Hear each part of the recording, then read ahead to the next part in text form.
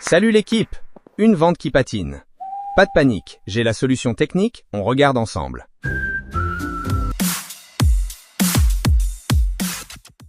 Salut, on a tous connu ça, hein?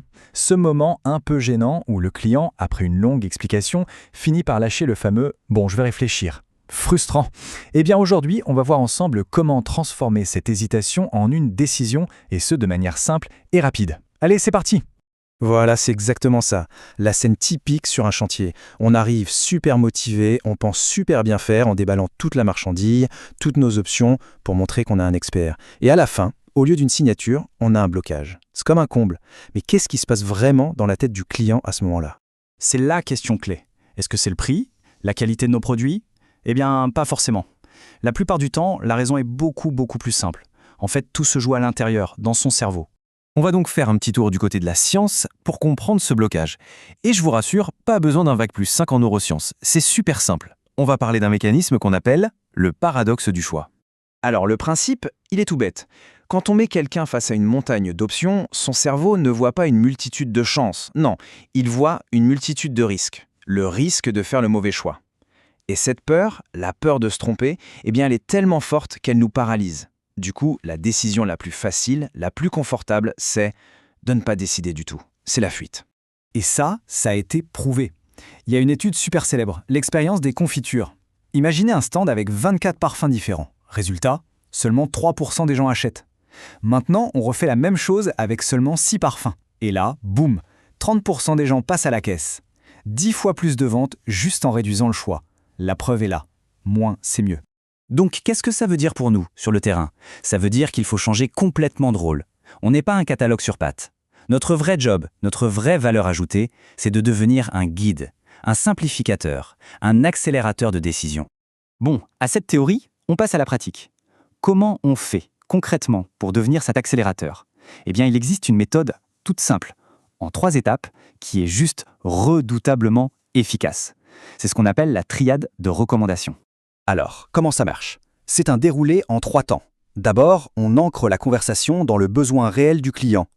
Ensuite, on filtre, on simplifie radicalement le choix. Et enfin, on donne notre avis d'expert pour l'éclairer, mais sans jamais lui forcer la main. C'est logique, respectueux, et ça marche. Première étape, et elle est fondamentale, l'ancrage. On commence toujours par reformuler le problème numéro 1 du client, son urgence. Rien qu'en faisant ça, on lui envoie un signal hyper fort.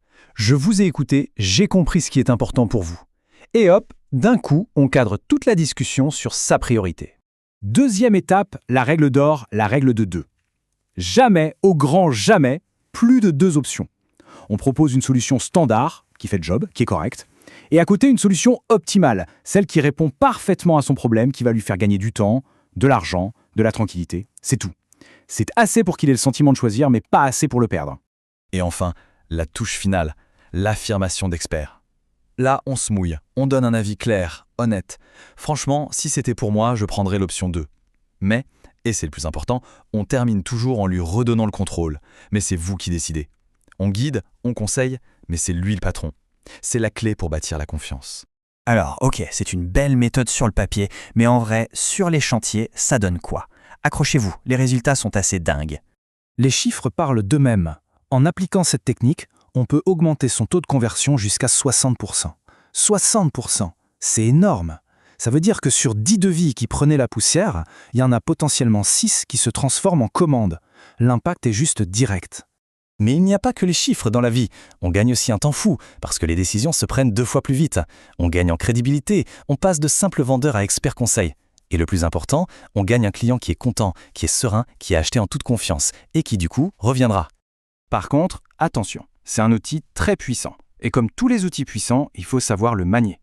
Il y a quelques pièges classiques dans lesquels il ne faut surtout pas tomber.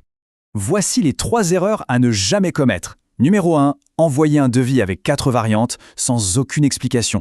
C'est le meilleur moyen de perdre le client. 2, après avoir tout expliqué, lui lancer un « alors on fait quoi ?» sans l'avoir guidé. Et 3, la pire de toutes, vouloir décider à sa place.